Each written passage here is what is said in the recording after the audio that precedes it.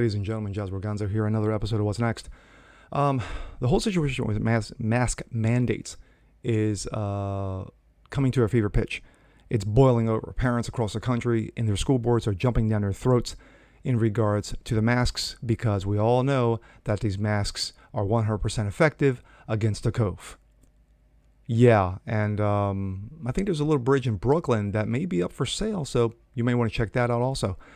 But you have a number of parents, from Outkick's own Clay Travis in Tennessee to Matt Walsh of the Daily Wire, jumping down their school board throats of the ridiculousness and the insanity and the reinstatement of draconian law when it comes to these idiotic mask mandates for their children as the school year approaches.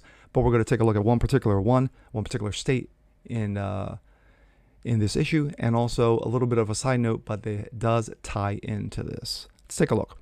This comes out of PJ Media. Tyrannical Oregon Governor Kate Brown reinstates outdoor mask mandate because, as we all know, they're 100% effective. The mask attack is back.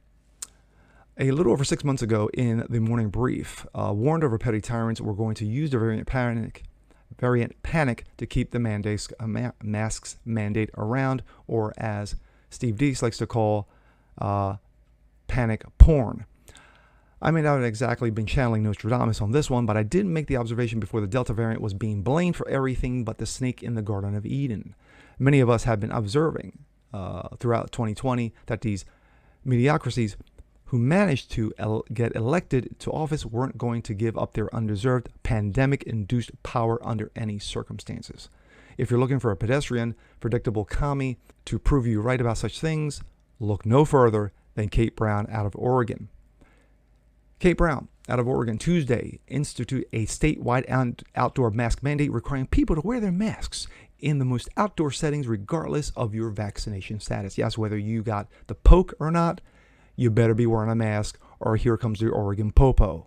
Starting Friday, Oregonians will be required to wear a mask outdoor when physical distancing is not possible. While the mask mandate does not apply to outdoor gatherings in private residences, masks are strongly recommended, quote unquote, when people from different households cannot remain socially distanced. The rule does not apply to fleeting encounters, such as when two people walk by each other on a trail or in a park. That's very benevolent of the overlords to allow the peasantry to walk by one another in public without having to fumble for a mask. Maybe they can issue some kind of conversation protocols to help the great unwashed figure things out. We're now once again supposed to be treating the mask as they were Captain America shields and giving us superpowers. That, of course, kneecaps the fevered push for getting vaccinated. As my good friend and Red State colleague Kira Davis eloquently tweeted, if masks are the cure to COVID, I see no reason for hesitant Oregonians to get a vax. Just wear your mask. Live your life freely. I guess that's not what she meant. All I know for certain is that this message remains that both masks and vaccinations are needed if they're going to alienate far more people than they are going to win over. They know that too. They know that too. It's just an excuse for implement more mask mandates. Yes, draconian A1. Again, this is not about public health.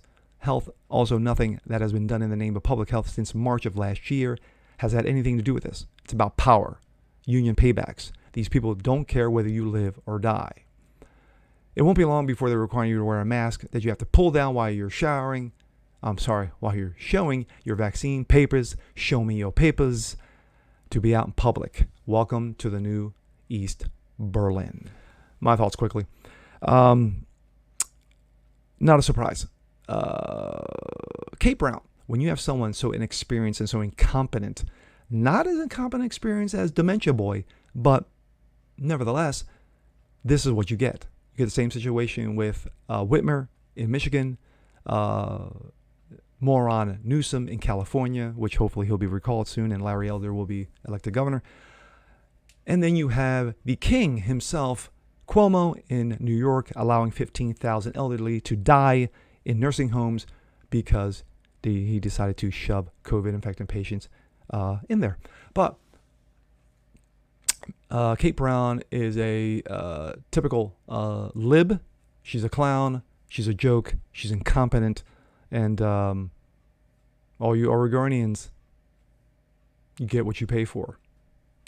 Now, I'm going to move on to this story that I picked up, and this comes out of Breitbart regarding the whole situation in Australia. It's outrageous. It's insane. But there was one story particularly that caught my eye. When you have civil war going on right now, you have citizens and police fighting each other in the streets. There is multitude of videos that will confirm this. But this one in particular jumped out at me.